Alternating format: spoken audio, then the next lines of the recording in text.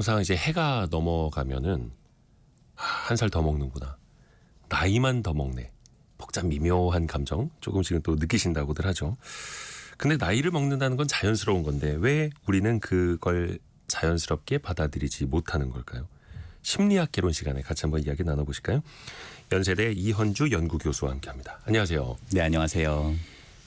벌써 1월 9일입니다. 네. 다음 주면 벌써 1월 중순이라는 얘기 나오겠어요. 네. 시간이 엄청 빨라요. 그러니까 해가 넘어갈 때도 그렇고 뭐 참 한 살 한 살 나이만 먹고 네. 시간이 왜 이렇게 빠른 거야. 사람들이 또 불안해하잖아요. 네. 이거를 또 자연스럽게 받아들이지를 못하고요. 왜 그럴까요? 사실 지금 제가 좀 그런 것 같아요. 그러세요? 네. 교수님도? 이러다가 이제 좀 있으면 설 지나면 이제 2월 되는 거 아닌가 하는 그런 어떤 조급함 그런 게 있는 것 같아요. 아니 상담해 주러 나오셔가지고. 네.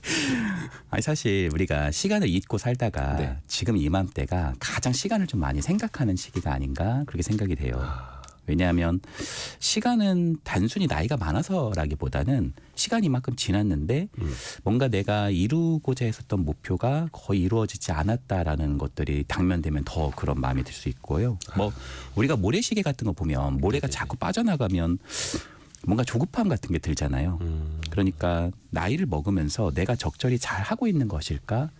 또 왜 기자님 우리 사회에는 네. 암묵적으로 사회적으로 부과되는 혹은 개인적으로 알고 있는 어떤 이 나이 때는 이런 걸 좀 해야 돼 하는 압박감들이 있잖아요. 예.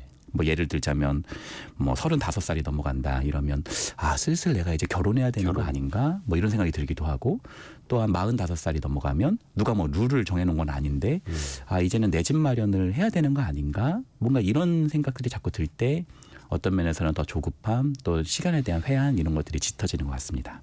어떤 그 사회적인 틀, 네. 사회가 마련해 놓은 그 틀에 또 거기서 자유로울 수도 어렵고요. 네. 그렇죠. 그러니까 또 하나가 이제 뭐 내가 하기로 했던 것들을 내가 또 잘 하고 있는가 어떤 방향에 대한 고민도 같이 네. 또 있을 수밖에 없잖아요. 그렇죠. 사실은 이 어떤 방향성에서 우리가 어떤 면에서 삶을 이렇게 정신을 살다 보면은 네. 뭔가 빨리는 갔는데 내가 적절히 내가 원하는 방향으로 내가 목표했던 방향대로 내가 잘 가고 있는 게 맞나? 예를 들면 내가 일을 하고 있으면서도 이 일이 나한테 지금 맞는 건가? 학교를 다니면서도 내가 이 학교에 지금이라도 그만두고 뭐 다른 걸 해야 편입이든 내 재수든 해서 다른 거를 빨리 해야 되는 게 맞지 않을까? 이런 네. 방향에 대한 고민도 굉장히 많아지는 시기이기도 하죠. 방향도 그렇고 속도도 그렇고 네. 그런 게 또 한 번씩 이제 해가 넘어갈 때 네. 한 번씩 또 느끼게 되고 네.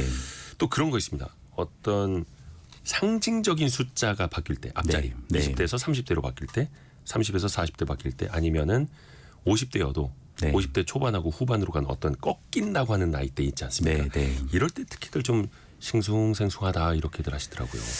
지금 똑같이 나이를 이렇게 드셨어도 예를 들어서 9수다, 뭐 29, 뭐 19, 뭐 39 이런 경우는 좀 다를 것 같아요, 마음이. 또 앞자리가 이렇게 바뀌는 경우들 있잖아요. 그렇죠. 예를 들어서 10대에서 20대로 간다라는 건 우리 사회에서 청소년에서 성인으로 넘어간다. 보통 이렇게 많이 이야기를 하니까 네.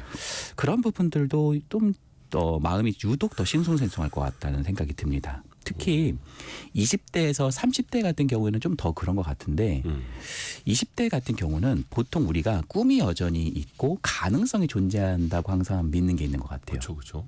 항상 청춘이다 네. 이런 게 있는 것 같은데 30대는 청춘이긴 청춘인데 현실을 막 맞이해야 되는 시기 뭔가 나만 빼고 다른 사람은 취업도 한 것 같고 슬슬 결혼도 한다는 얘기가 들려오기도 하고 자리도 잡는 것 같고 이런 부분이 있어서 더 그런 마음이 좀 들을 수 있다고 생각이 되고요. 실제로 제가 상담에서 만나보면 내가 자리를 못 잡을 것 같을 때 30대가 탁 넘어가는 순간이 시작되면은 굉장히 마음이 좀 이렇게 뒤죽박죽되는 그런 경우들이 많이 있는 것 같아요. 그리고 50대 초반에서 중반 같은 경우에도 특히 갱년기 같은 것들이 네. 이제 막 진행되고 있을 때잖아요. 이때가 활발하게. 그리고 또 이때가 보통 여러 직급에서 여러 역할들을 하고 있다가 갑자기 직급이 확 꺾이는 시기가 이때예요. 많은 사람들에게 있어서. 사회적으로도. 네. 그리고 건강도 예전 같지 않다 이런 느낌이 자꾸 드니까 어떤 면에서는 신체적인 변화와 함께 심리적인 변화도 같이 일어나는 것이 아닌가 그렇게 생각합니다. 사회적인 변화, 신체적인 변화, 내 주변 환경 다 같이 변하면서 네. 마음이 뭐 흔들리지 않으면 그게 더 이상한 걸 수도 있겠어요. 네. 20대도 마찬가지고 50대도 마찬가지고. 네. 562님이 제가 지금 그래요. 네. 우울하고 마음이 급하고 조급하면 말할 수 없고 나이가 들수록 더한 것 같아요. 이렇게 보내주셨는데 네. 특히 고령층에서 서글픔을 더 많이 느끼는 나이대가 또 있다고요. 네, 사실 그 60세라는 게 참 상징적인 것 같은데 네. 요즘 60세가 굉장히 젊잖아요. 그렇죠 요즘에는. 사실 탐 크루즈가 62세입니다. 탐 크루즈 형님이요. 네, 네. 그러니까 어떻게 보면 굉장히 이게 나는 굉장히 젊은 것 같은데 중년 정도도 아직 뭐 청년인 것 같기도 한데 벌써 그렇죠. 환갑이 넘었다. 네, 한갑이 넘은 시기요. 환갑 넘어서 막 비행기에 매달리고 오토바이 타고 뛰어내리는 예. 네. 그 정도. 거기다가 이제 막 은퇴가 겹치고 자녀랑 막 분가한다고 그러고 여러 가지의 상실이 겹쳐져 있는 시기이기도 하죠. 또 하나의 상징적인 나이가 80세인 것 같아요. 네. 실제로 어떤 여러 연구에 따르자면요. 노화 시기가 크게 세 가지 포인트가 있다고 합니다. 그러니까 갑자기 사람이 확 늙는 시기 있잖아요. 네. 그때가 첫 번째 시기가 34살, 두 번째 시기가 60세, 세 번째가 78세. 네. 그러니까 어느 정도 노화가 이렇게 서서히 진행되다가 확 노화가 이렇게 드는 어떤 시기들. 그때가 어쩌면 60세하고 요 70세에서 80세로 넘어가는 요 간격이 있다라는 거죠. 그게 또 그렇게 또 느껴지기도 할 테고요. 그렇죠. 네. 그냥 바빠가지고 매일매일 막 바쁘게 출근하고 이럴 땐 몰랐다가 네. 어느 날 갑자기 이제 거울을 딱 쳐다봤는데 내가 주름이 이렇게 많았었나 그렇죠. 느끼게 되고. 네. 근데 그건 또 34세에 느낄 수도 있고 네. 60세, 78세에 느낄 수도 있는 거고요. 네. 누군가에게 또 어떻게 다가오느냐에 따라서 또 느낌이 다를 수도 있겠고요. 네. 아니 그러면 이런 쓸쓸한 마음 네. 혹은 씁쓸한 마음을 네. 어떻게 달래면 좋을까요? 사실 가장 이제 외롭고 뭔가 내가 다른 사람부터 연결이 끊긴 것 같을 때는 네. 내가 사랑하고 좋아하는 사람 있잖아요. 특히 가족. 그 중에서도 빈번하게 연락을 하고 있지 않은 가족. 그런 가족분들과 전화 한 통 하는 것이 저는 굉장히 중요한 입구인 것 같아요. 오, 전화 한 통으로요? 예를 들자면 예. 많은 아버지들이 네. 자식들에게 전화를 하면 보통 엄마한테는 전화를 해도 네네. 자신한테는 전화를 보통 안 하는 경우가 많단 말이에요. 아, 아버지들이 그러니까 자신도 자녀한테 별로 전화를 안 하고 자녀들도 뭐 생일이라든지 뭐 특별한 그죠. 설날이 필요할 아니면 때만. 네 그럴 때 아니면 전화 잘 안 하는 경우가 많단 말이에요. 그죠. 보통 이제 아들과 아버지의 전화 통화는 30초 넘기가 참 힘들어요. 그렇죠. 그러니까 정적이 생기는. 그렇죠. 엄마 거기 있어요. 항상 이렇게 얘기가 되는. 그래서 조금 빈번하게 연락을 하지 않는 가족이 있다면 그 가족에게 내가 연락을 해보는 어떤 연습 그런 부분이 내 마음의 쓸쓸함도 좀 줄어들게 하고 그 전화를 받는 사람에게서도 가장 소중한 사람의 전화거든요. 그 마음을 조금 많이 완화할 수 있는 기제가 아닌가 그렇게 생각합니다. 그러니까 조금 이제 어떻게 보면은 작게라도 연결을 해보라라는 거네요. 네, 사실 단절이 있을 때는 연결하는 만큼 그 고립감과 외로움이 줄어든다라는 그 인식을 꼭 가지시기 바랍니다. 그래서 작은 전화 한 통, 짧은 전화 한 통도 네. 좋은 방법이고 네, 만남은 어떻습니까? 어떤 커뮤니티에 이제 함께 한다라든지 네, 보통 자신과 비슷한 나이대 어떤 동호회 하시는 분들도 많이 계시잖아요. 네.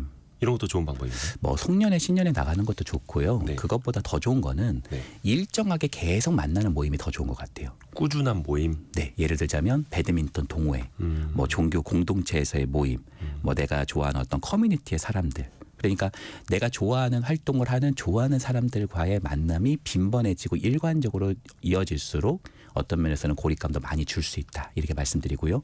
특히 나이가 들수록 이런 모임은 매우 중요하다라고 말씀드리고 싶습니다. 나이가 들수록 더더욱이 네, 나랑 같이 이제 늙어가는 사람들 함께 하면서 유대감도 같이 쌓게 되고요. 그렇죠. 좋네요. 또 반대로 어떤 분들은 아우 나는 시간을 되돌린다고 해도 젊은 시절로 돌아가고 싶진 않아. 네. 지금이 좋아. 네. 이렇게 말씀하시는 어르신분들도 계시거든요. 네. 어떤 차이일까요? 아니 기자님 그렇게 말씀하시니까 네. 저도 약간 그래요. 저도 젊을 때로 막 돌아가고 싶지 않은데 예. 특히 저는 군대로 다시 가고 싶지 않아가지고. 그거는 좀 다른 얘기죠. 네, 저도 젊을 때로 별로 안 돌아가고 싶을 때가 있는데 사실 젊을 때 고생을 진짜 많이 하신 분들은 그런 얘기 많이 하시는 것 같아요. 예, 맞아요. 근데 이제 반대급부로 또 본다면 끊임없이 무엇인가를 배우는 사람, 네. 이 배우는 사람은 성장이 있다라는 거거든요. 그러니까 제가 아는 한 박사 선생님도 굉장히 지금도 열심히 배우고 계십니다. 네. 현재 성장한다라는 거는 현재에서의 만족감이 있다라는 거고 현재의 만족감이 있기 때문에 굳이 과거로 돌아가고 싶다라는 마음이 많이 들지 않는 거죠.